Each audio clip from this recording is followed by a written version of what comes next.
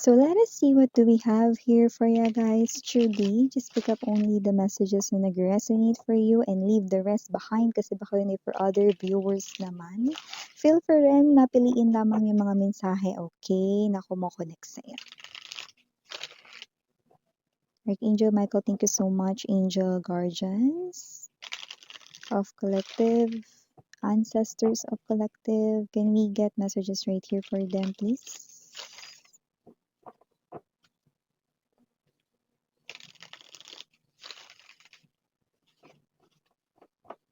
Okay. Nakuha na natin.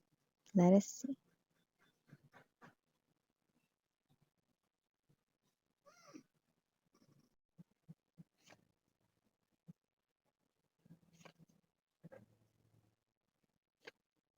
Oh.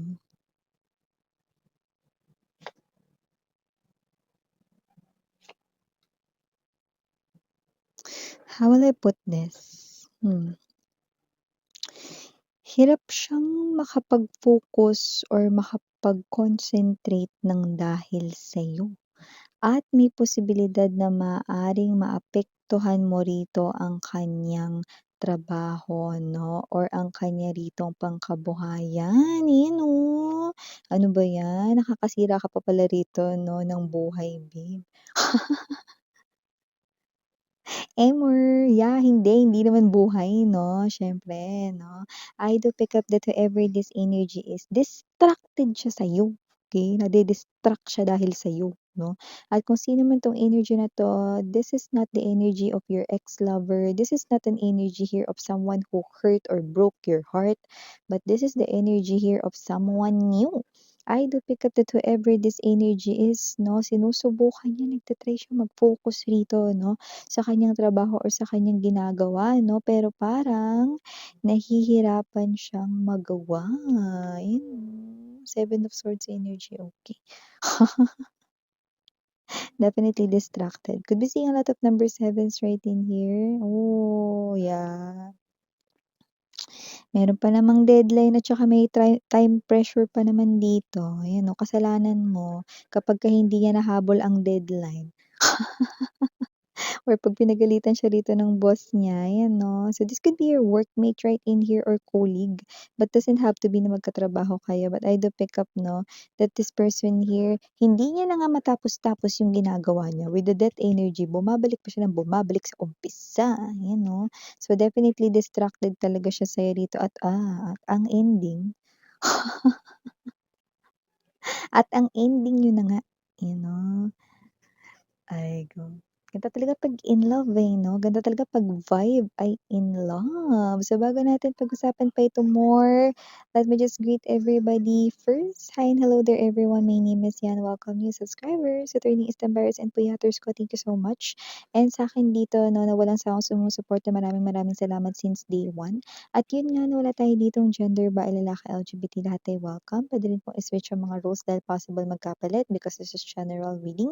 And at the end of the day, lahat ay may free will. Like, it's totally up sa'yo kung gusto mo i-claim ang mga mensaheng, okay, na ma-re-receive mo dito. And yes, kung hindi pala, mayroon pa po tayong other channel, ang Dalnim, which means Goddess of the Moon in Korean. Nag-upload din tayo ng collective readings for all signs doon everyday. Ang link niyan, down below sa description box ng reading na ito. At yun nga, no, nakikita ko dito. By the way, timeless tayo, pwedeng tapos na, sa iba nangyayari na po, sa iba mangyayari pa lang. Kaya just take only what resonates. But here, I do pick up that there's someone here distracted sa'yo. Lagi siyang bumabalik sa umpisa, from scratch, kanyang ginagawa rito, no? And this person here, may time pressure, may deadline, or may hinahabol rito na oras, no, ng pagpasa niyan. Distracted siya at kailangan niya mag-focus. Yung iba naman, hindi sa trabaho tong related, pero yung iba maaring may related sa kanya rito, no, na personal na pwedeng, let's say, may kailangan siyang gawin pero hindi niya magawa, hindi siya makapag-focus do'n 'no. May related sa kanyang personal na buhay kasi nade-distract siya sa'yo. Okay, kailangan na parang ito ay kanyang asikasuhin or whatsoever 'no. So, ano man 'yan, puwedeng personal matters na meron ding, hinahabol na deadline 'no or trabaho, 'yan. So, in other words, nakakasira kayo rito ng buhay. Ay, grabe naman si Miss 'yan, 'yan 'no. Ay hindi pala, nakakasira pala kayo ng kabuhayan, 'yan 'no. Kasi marami sa kanila tungkol sa trabaho itong tinutukoy nila rito 'no. Eh, ikaw lang lagi yung laman ng isipan nila rito, eh, kasalanan ko ba yun, Miss 'yun? Eh, sino bang iniisip nila rito ikaw lang naman, so ibig sabihin kasalanan mo. Pero kung ba't ka niya iniisip siyempre hindi mo 'yun kasalanan 'no, dahil sarili niya namang isipan 'yan, thoughts niya 'yan, mind niya 'yan 'no. Pero, okey, paano nga ba maiiwasan na hindi ka isipin, "This person he is giving me the vibe that he or she is totally into you. He or she is totally in love with you. He or she ay malaki talaga ang kanyang pagkagusto sa'yo." So, ano nga namang magagawa ninyo, 'di ba, wala 'no, dahil una sa lahat yung iba sa inyo hindi niyo alam na nangyayari ito ngayon 'no, na naapektuhan niyo na pala yung buhay ng iba at posibleng masira ang buhay nila ng dahil sa'yo. Haigo, yeah. But this is the first time, okay, that this person felt something like this. Alin? Miss yan? Love. We're talking about love right here. This is the first time na nakaramdam siya ng ganitong klase ng feeling. It's overwhelming. It's something here, high frequency, very high vibrational energy na eto pala yung tinatawag na love. Yan. Because I do pick up that he or she cannot concentrate sa ginagawa niya. Because pasok ka ng pasok sa isipan niya at hindi niya yun sinasadya. Hmm. So, nakikita ko dito that whoever this energy is, no, hindi naman ito klase ng kailan mo lang siya na-encounter or what, no. Pero nakikita ko dito na hindi mo pa siya naging boyfriend or girlfriend dati. Okay? I do pick up that whoever this energy is, no, recently niya lang na-realize that he or she is in love with you. So, ganito yung klase ng pakiramdam. Okay, yung iba hindi naman siya lumalabas bilang no boyfriend since birth or no girlfriend since birth. Talagang ito lang talaga yung first time na na-in-love siya, gano'n. And ang hirap tanggalin rito 'no, sa isipan niya kayo. Okay, lagi kayo sumusupot sa isip niya rito 'no. And yung iba rito nakita ko na parang, nagkaroon kayo ng tampuhan nito, pero it's not love quarrel 'no, kasi yung iba sa inyo hindi niyo naman alam na may feelings 'to sa inyo. So, baka sa ibang bagay yun 'no. So, nakikita ko rito na hindi siya dun makatulog, hindi siya mapakali 'no, na nagtatampo ka sa kanya. So, gagawa ito ng paraan. Iba naman, oo nga, nagkaroon kayo rito ng parang, nagkainisan kayo rito or nainis ka sa kanya 'no, pero parang yung iba sa inyo wala na yun, lumipas na. Pero sa kanya ito dinidibdib niya. Kaya siya distracted, you know, distracted yung mind niya rito 'no, sa inyo. Ayaw niya na ma-prolong yung inyo rito 'no, na pagkainis sa kanya or whatsoever 'no. So, sa inyo wala na yun or lumipas lang, parang normal lang na natural lang na nangyayari yun kung katrabaho niyo man ito or what 'no. Yung minsang mainis 'no or whatever 'no. Pero sa kanya, ibang level yun. Big deal yun. Seven of Swords to the Eight of Coins 'no, kaya gusto niya ritong i-work things out, okey, at gusto niya rito 'no na matapos yung ginagawa niya, pero paano niya matatapos yun?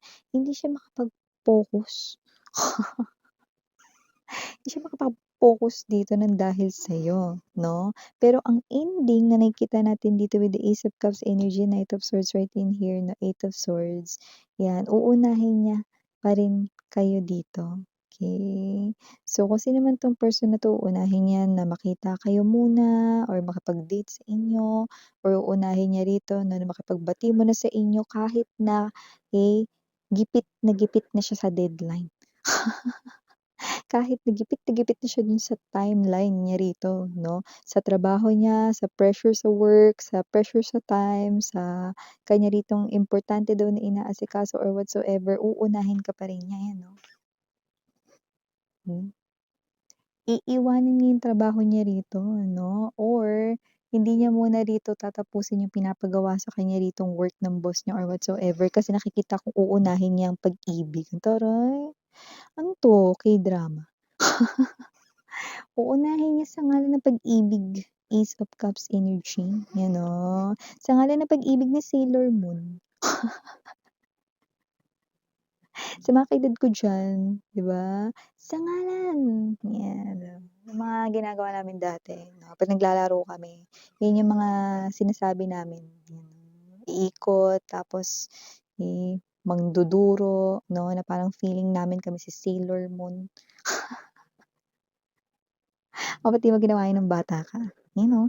O sa ngalan ng pag-ibig, yan 'no, pupuntahan ka nitong tao na 'to 'no at, uunahin niya muna rito 'no na makipag-flirt sa'yo bago niya tapusin yung mga ginagawa niya.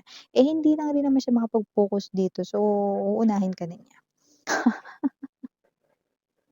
Baka sakali makapag-focus na siya pagtapos, 'di ba?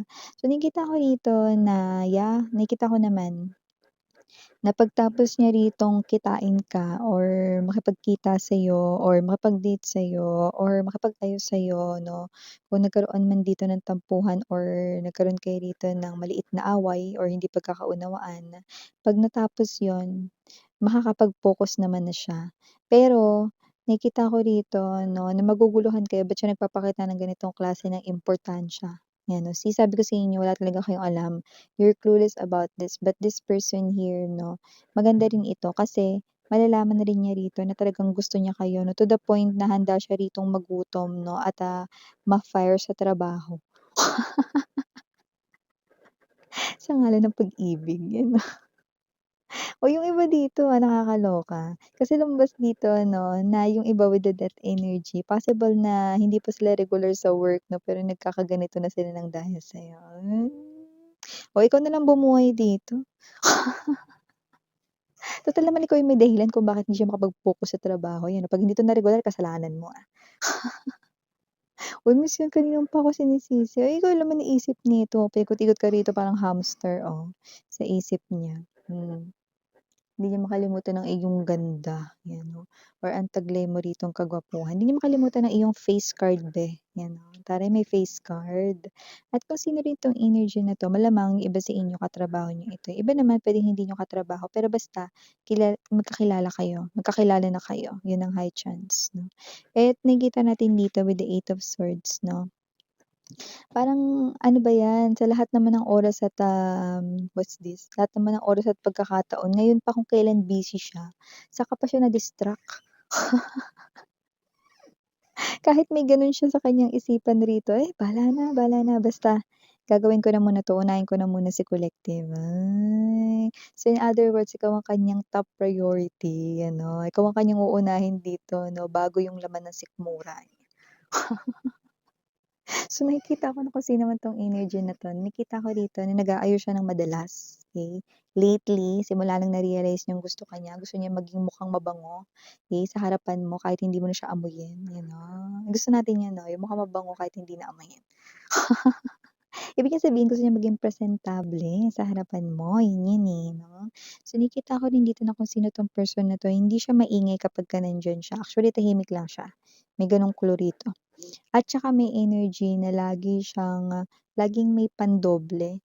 Puwedeng lamigin siya, puwedeng lagi siyang naka-cardigan or may bitbit lagi na hoodie or jacket.